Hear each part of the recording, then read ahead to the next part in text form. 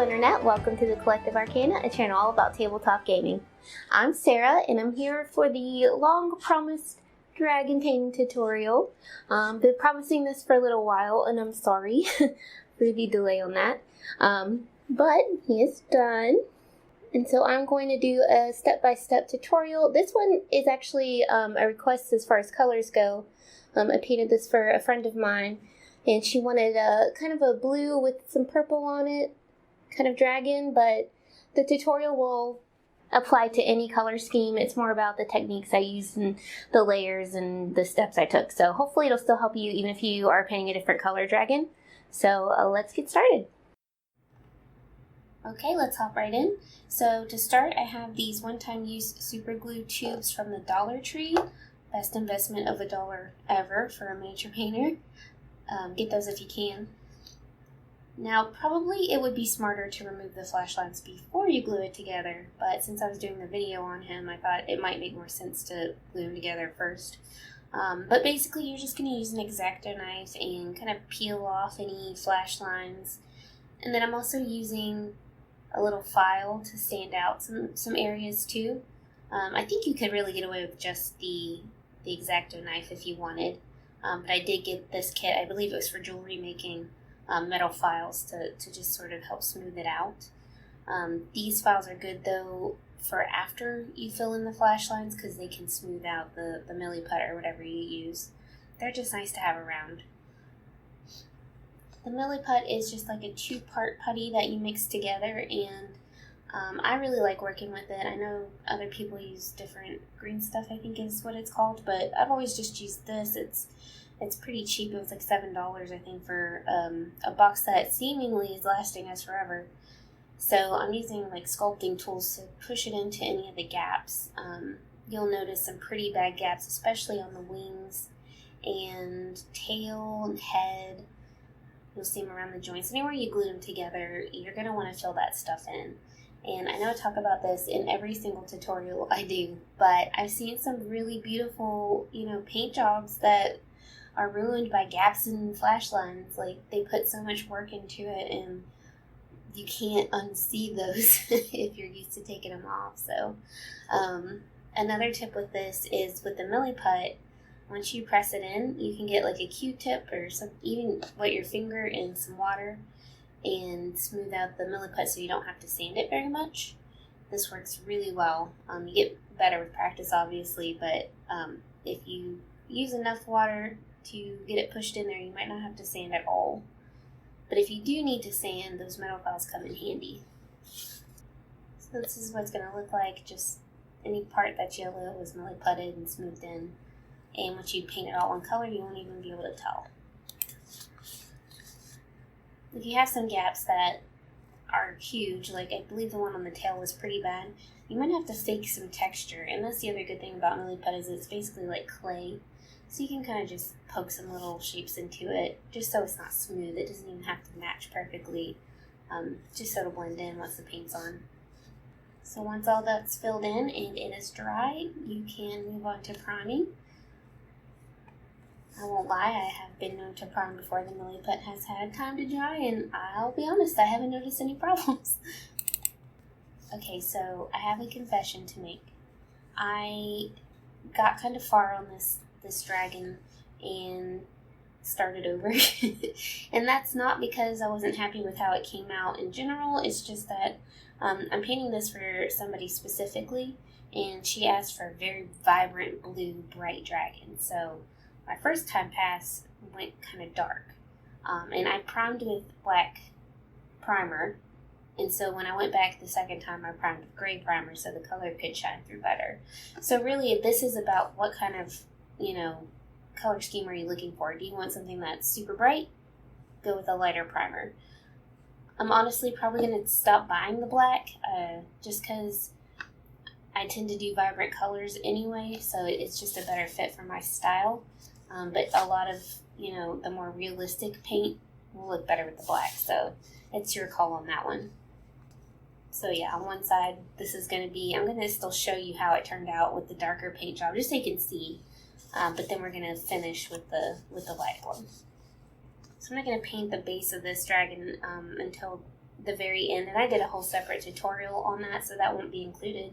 I'll put a card up here in case you want to click and see that tutorial, but I like to do that last because it's going to get blue all over it while I'm painting. So you'll get some conflicting information on how you should paint, and really it's about finding what works for you.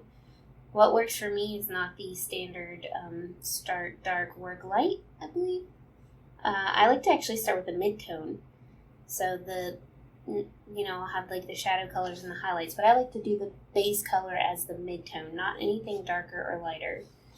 Maybe a little lighter, just to make it pop a little bit. They do actually kind of start sort of at the same tone, and one ended up much darker than the other because of the ink washes I ended up using. Okay, so let's go over to the darker version of this blue dragon. So I switched rooms on you here, but so after it was painted the mid-tone color, I went ahead and dry brushed kind of a dramatically different color. In my head, I thought I was still going bright here, but but when you're dry brushing something like this, especially with these big wings, I can't recommend enough to get a cheap blush brush, like a makeup brush, because it's going to be a lot more even, and you'll have more control. Even though it's bigger, you'll have more control over these big surface areas. Just use a very light hand and kind of get used to how it feels. I will say, do not dry brush anything that is even a little bit wet. Like, it needs to be several hours dry, because if there's any water left, it's going to mess up the whole thing, and you're going to be very frustrated because you're going to have to start over basically. But yeah, definitely get some kind of makeup brush. This was an actual makeup brush that I had used years ago, and then when I ran out of the makeup, I just used shampoo and washed it, and now I threw it in the paint box. So I really like it for these bigger models and anything with sort of a rounded shape. I would say this is the most important part of painting these dragons, because the models are so good. They have all this detail already in them, and even just doing a dry brush and ink wash by itself will make you look like you spent hours on it. You can really rely on the shape of the sculpt to bring out the detail. I'm not putting any manual shading in here, but you can still see all individual scales and things like that. So if you're going to skip any step, do not skip the dry brushing, because it's going to do most of the work for you. You can see here I'm building up kind of a light color, and it's beginning to look like a frost dragon, which, that works if you're painting a frost dragon. But her request was specifically for this like really vibrant, blue dragon. So this one looks like one I've actually already painted before, which you might have seen in another video. So here it is in a different light. It wasn't quite as dark as, maybe it seemed in the other one, but this is where it really got dark, as when I did the black ink wash. Black ink wash was kind of standard, for me at this point. It just brings up so much detail, and I'm really used to needing those shadows. And this was the first time I've had to paint a dragon or something like that to look sort of whimsical rather than more real on the realistic side. So that's why this didn't end up working. However, if I was just painting this like a regular blue dragon, this is the next step I would have done. I would have stuck with the black. And you'll see when it's all ink washed why. It really does pump up the contrast on it, and it makes it look, more realistic. And obviously from here, I would have moved on to the detail work, but we're going to hop back over to the, the light version of this guy. But I wanted to show you, sort of the two different outcomes anyway, even though I didn't end up keeping that other paint job. So I started over, I went back to that mid-tone, and I was trying to figure out how to kind of separate the stomach from the body. So I ended up not painting the whole dragon in one color, and I did kind of a sky blue on the inside of his belly and throat and wings. It doesn't really show up on camera here, but it's actually a much different blue than the rest of him. And it does come up, it shows up more later, but so if you were going to do two different colors, say if you're doing a green dragon with a yellow belly, you can start at this stage. You would block out your color with your midtones, or if you're following my method at least. So this is a part I kind of do backwards too. Like I mentioned before, I like to dry brush before the ink wash, and then I usually dry brush again. But so here I'm going to take an almost white shade of blue, and you'll notice I'm not using very expensive paints. These are like craft store paints. I think especially for these bigger models, there's really no reason to be dumping those expensive little bottles of paint, because the craft store paint does a great job. And if you're finding that you don't prefer it for minis, try putting just a little bit of soapy water, just the tiniest bit of dish detergent, and mix that in when you thin it out and see if you like that better. I actually prefer these over the expensive paints for the most part, which I know is not what I'm supposed to say, but so here I'm just going to dry brush some light blue on just to pull out some of those scales and detail. And I'm using a smaller makeup brush first. This kind of helps me get into the smaller areas. I like to use the big fluffy makeup brush on the wings and things like that, but it doesn't always reach everywhere, and you're going to need more control as you zero in on the arms and things like that. So I'll kind of go down to this size, and then next I go to an even smaller brush, and it really depends on how much detail you're looking to achieve here.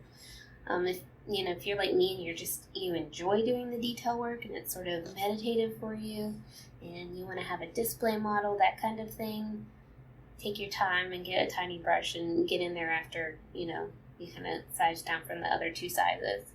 Obviously, don't do the whole thing with the tiny brush or you'll never be done, but if you're just trying to get something table ready, you can just stop with the big fluffy brush. Just do one or two passovers with that guy and you're good to go. So this part is something that I don't normally do, but I wanted his colors to stand out. I wanted him to be extra vibrant, and I actually did a thin wash of a darker bright blue, and only on the darker blue parts of him. I wanted more contrast from his stomach, and if I did black hair, I would be back where I started. So I thought this worked out pretty well. It let those light blues come through, but in the shadows of each scale, it kind of settled, and it made it, have a little bit more contrast. I did a little extra wash on the body, and then the light blue parts, I just did a thinner, lighter wash, because those still need that shadow. They still need the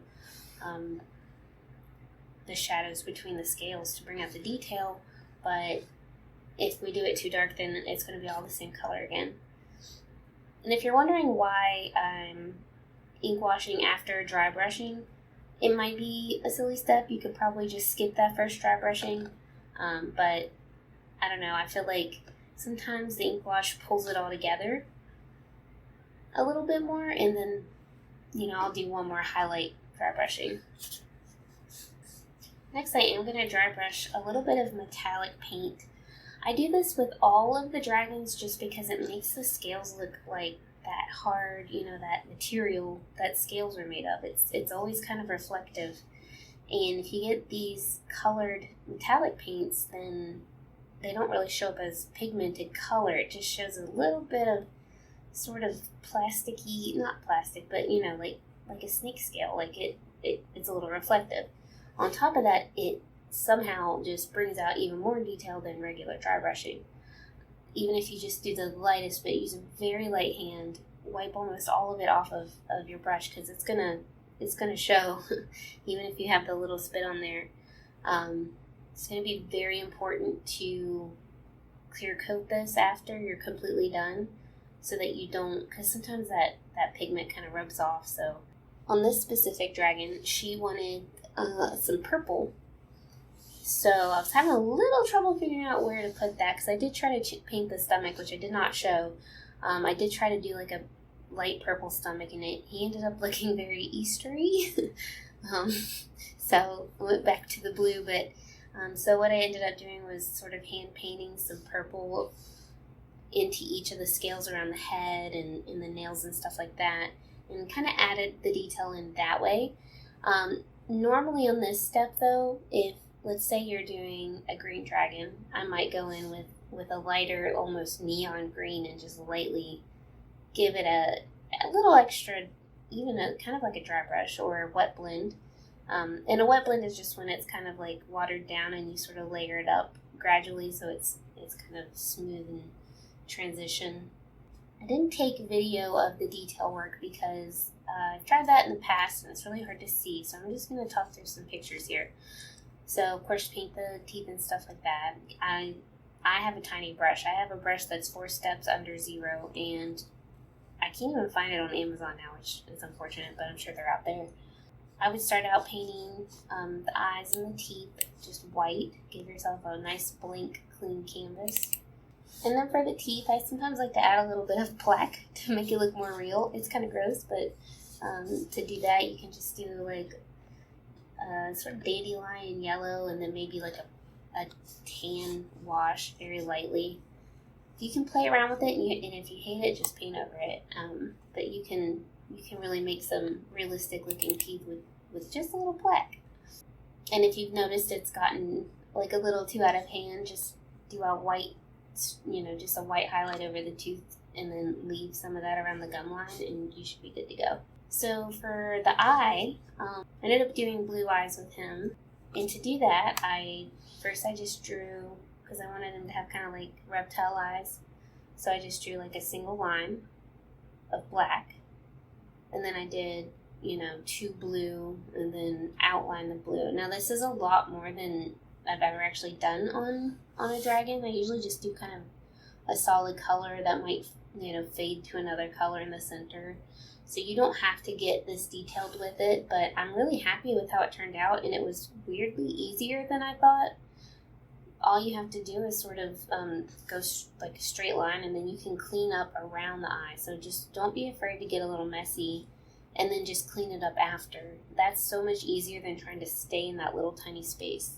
So that's it. I would say the main part is to just play around with dry brushing and washes, and then if you really want to get down in there and do some detail work on each individual scales and stuff like that, then it's only going to make it pop, especially the bones and the wings.